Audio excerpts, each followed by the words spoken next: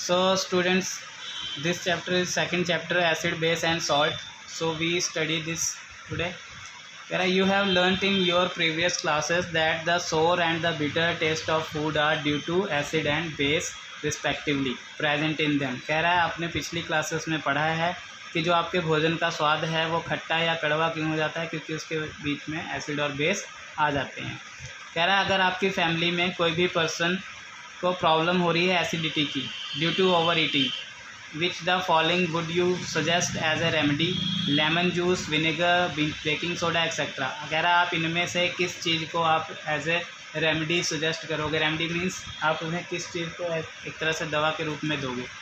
कह रहा है आप क्या प्रॉपर्टी चेक करोगे? Which property did you think of while choosing the remedy? आप उसमें क्या प्रॉपर्टी चेक करोगे रेमेडी देते समय? हमने देखना है कि उसमें एसिड पॉइंट होना चाहिए. एसिड बेसिक चीज़ होनी चाहिए, क्योंकि हमारी बॉडी में जो हमारे पेट में आपकी एसिडिटी हुई है तो दैट मीन्स एसिड की अमाउंट बढ़ गई है. तो हमने ऐसी चीज़ ढूंढनी है, ऐसी चीज़ देनी है उसे एज ए रेमेडी जिसमें आपके उसमें क्या हो, आपके बेस अमाउंट ज़्यादा हो, ताकि वो एसिड और बेस जाके क्या करें, बैलेंस कर दे और न्यूट्रल हो जाए आपको. So surely you must have used your knowledge. आपको अपनी नॉलेज का इस्तेमाल करना है. Ability of acid and base to nullify each other effect, ताकि हमें उस एसिड और बेस को नलीफाई कर सके. नलीफाई दैट मीन्स बैलेंस कर सके. सो रिकॉल हाउ वी टेस्टेड सोर and bitter substance without testing them. कह रहा है अगर हमें चेक करना हो या टेस्ट करना हो कि कोई कौन सा सामान सोर है, खट्टा है या फिर कड़वा है बिना टेस्ट किए, तो हम क्या करेंगे? कह रहा है you already know that acids are sour in test. हमें पहले से पता है कि जितने एसिड्स होंगे लगभग वो सारे क्या होंगे, सोर होंगे, खट्टे होंगे स्वाद में, और जो वो चेंज करेंगे colour blue litmus to red. उनमें क्या क्वालिटी है, जो लिटमस पेपर होता है उसे वो ब्लू से रेड में कन्वर्ट कर सकते हैं. Whereas bases are bitter and the change of the colour of the red litmus to blue.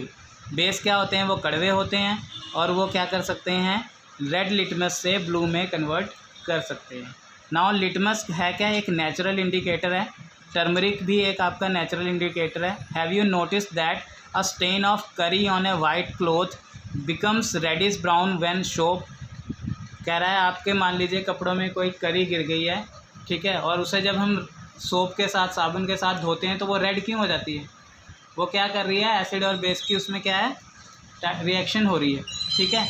The which is basic in nature is scrubbed on it. Now it turns yellow again when the cloth is washed with plenty of water. वो फिर से पीले colour में आ जाती है जब उसे ज़्यादा अमाउंट्स के पानी के साथ धोया जाता है.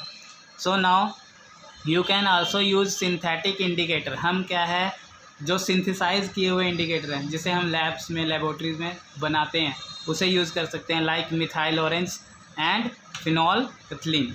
ये आपके क्या हैं, टेस्ट के लिए एसिड और बेस की टाइट्रेशन करने के लिए क्या हैं, सिंथेटिक इंडिकेटर्स की तरह यूज़ होते हैं. Okay. So in this chapter, इस चैप्टर में हमने क्या पढ़ना है, we will study the reaction of acids and base, how acids and base cancel out each other effects, and many more interesting things that we use and see in our daily day-to-day life. So इस chapter में हमने क्या पढ़ना है, हमने acid और basis की reactions पढ़नी है, वो आपस में कैसे रिएक्ट करेंगे, कैसे उनके डे टू डे लाइफ में क्या इंटरेस्टिंग इफ़ेक्ट्स हैं इनके.